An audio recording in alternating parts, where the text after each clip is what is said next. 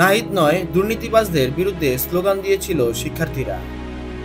জগন্নাথ বিশ্ববিদ্যালয়ের শিক্ষার্থীদের যে স্লোগান নিয়ে বিতর্কের সৃষ্টি হয়েছে সেটি উপদেষ্টা নাহিদ ইসলাম কিংবা অন্তর্বর্তী সরকারকে ইঙ্গিত করে নয় বলে জানিয়েছেন আন্দোলনকারী শিক্ষার্থীরা।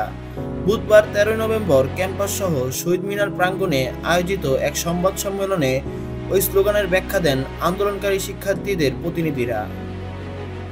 এ সময় রাকিব হাসান নামে এক শিক্ষার্থী প্রতিনিধি বলেন, স্লোগানটি ছিল মূলত ফ্যাসিবাদ আমলে নিয়োগপ্রাপ্ত দুর্নীতিবাজ ঠিকাদার ও প্রশাসনের বিরুদ্ধে। বিগত 6 বছরে তারা দ্বিতীয় ক্যাম্পাসের জমি অধিগ্রহণ করতে পারেনি, প্রকল্পের মেয়াদ 4 বার বৃদ্ধি করেও কাজ শেষ করতে পারেনি।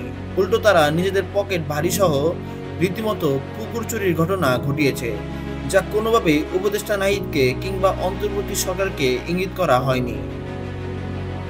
তিনি বলেন, দুঃখের বিষয় হলো সাবেক স্বৈরাচার সরকারের প্রেতাত্মারা এটা নিয়ে বিভিন্নভাবে ষড়যন্ত্র করছে, সুযোগ নেওয়ার চেষ্টা করছে। তাদের স্পষ্ট ভাষায় বলতে চাই, আপনারা আমাদের ঐক্যের ফাটল ধরাতে পারবেন না।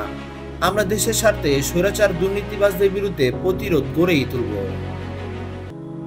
এ সময় আন্দোলনের মুখপাত্র তৌসিফ মাহমুদ সোহান বলেন, ফেসবুকের কিছু পেজে বিষয়টি ভুলভাবে প্রচার করা হচ্ছে। মূলত স্বৈরাচারের দালালরাই এটিকে ভুলভাবে ব্যাখ্যা করছে। এর আগে গত সোমবার সচিবালয়ের সামনে আবাসন সংকট সমাধান সহ 5 দফা দাবিতে আন্দোলন শুরু করেন জগন্নাথ বিশ্ববিদ্যালয়ের সাধারণ শিক্ষার্থীরা।